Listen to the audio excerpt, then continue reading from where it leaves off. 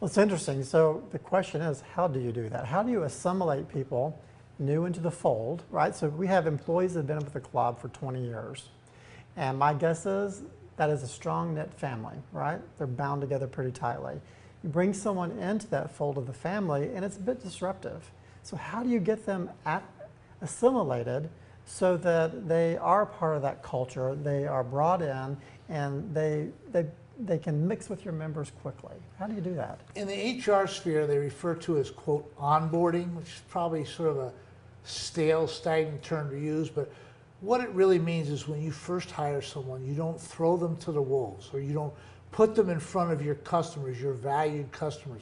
What you do is you want to introduce them to a culture. So many clubs hire someone as an emergency, and the next day they're out dealing with the members, not knowing anything about who you are, and what your expectations. Onboarding process should be a process where you bring someone in. They don't just learn your rules and policies. They learn about your mission. They learn about your vision. They learn about your values. They learn about some of your traditions, and all those things. And it's a process. It may take several days. You may have a 1-week onboarding process. For 1 week, all they're getting is this, quote, indoctrination, so to speak, to your culture. Too many businesses focus on indoctrinating them into the tactics of their job. Here's what you do as a front desk or a trainer.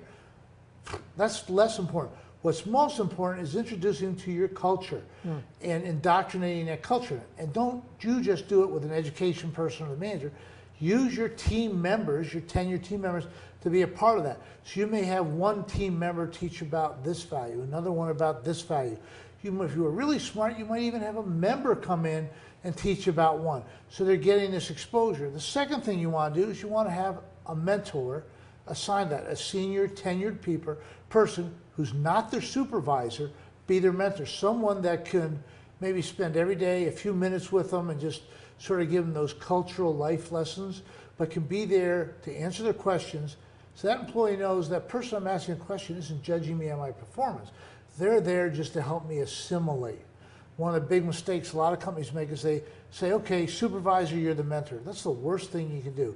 A mentor should be preferably someone from a different area, definitely not the supervisor, who is one of your, quote, apostles of your culture. So you want to have that. Okay? The other thing you want to do is you want to have, we used to call them lineups in Club Corp, other people call them that, restaurants call them that, where every day you have these little mini sessions where everybody, both tenured and non-tenured, come and they partake in this one lesson about the culture, the value, and other things like that. When you have your team meetings regularly, they're incorporated, and you let other people on staff, their peers, help introduce subjects and talk about that. You have your probationary period, which is 90 days, and during that whole time, they should be working with their mentor. They should be attending, quote, classes on the culture as well as on their specific job. And then during that time, you're getting feedback from their peers, you're getting feedback from members, and that's where you go. And then you never let up after that. And that's whether it's full-time or part-time. If you're running a pool and you hire seasonal help for the summer, you should have a week orientation for them. And you should sign them a mentor, someone that can hold them and help them walk that culture.